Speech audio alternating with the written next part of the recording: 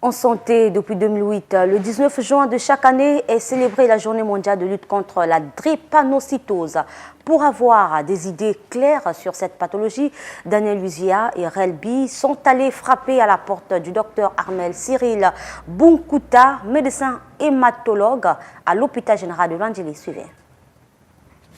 La drépanocytose est une maladie héréditaire, c'est-à-dire qu'elle vient des parents qui eux-mêmes la tiennent de leurs parents et ainsi de suite.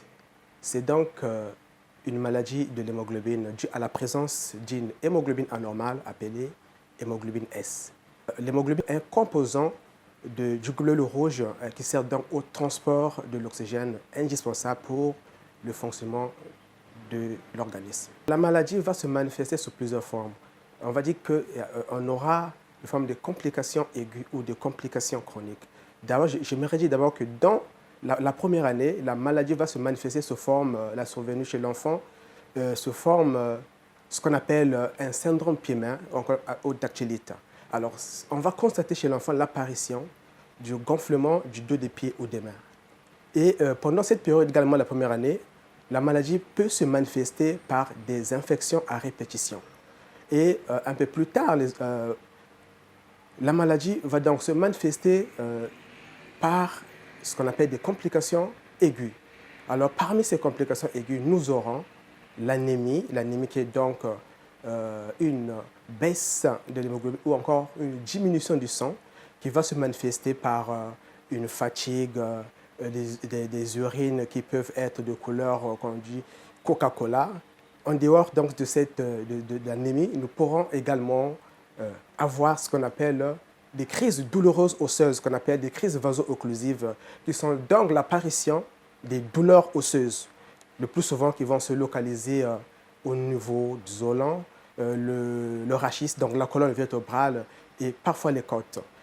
Hormis donc ces deux manifestations, l'anémie et les crises douloureuses vaso-occlusives osseuses, on peut également avoir ce qu'on appelle les accidents vasculaires cérébraux et surtout survenant dans l'enfant, chez l'enfant, dans la tranche d'âge entre 3 ans et 9 ans.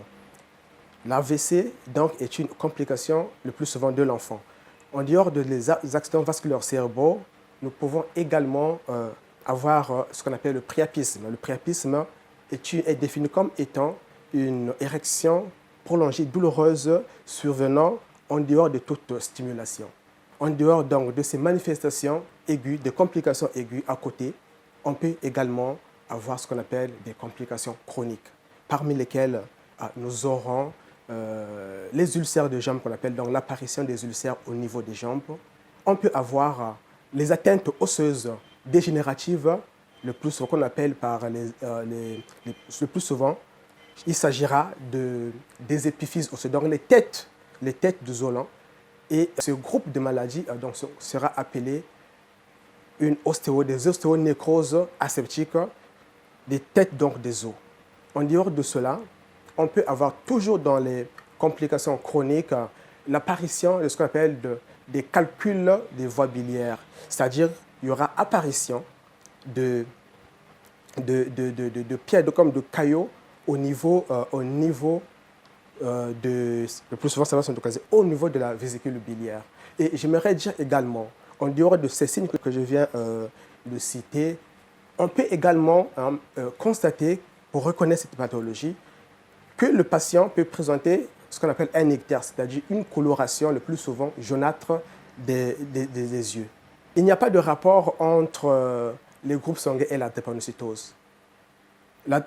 La drépanocytose on dit que c'est une anomalie de l'hémoglobine et que les groupes sanguins, le plus souvent, on dit que c'est des substances, c'est des antigènes qui sont localisés au niveau de la surface, de la membrane du globule rouge. Donc, il n'y a pas de rapport entre la drépanocytose et les groupes sanguins. N'importe quel sujet peut manifester la drépanocytose, que ce soit le sujet du groupe A, B, ou O, peut manifester la drépanocytose. Il n'y a pas de rapport donc, entre la drépanocytose et le groupe sanguin.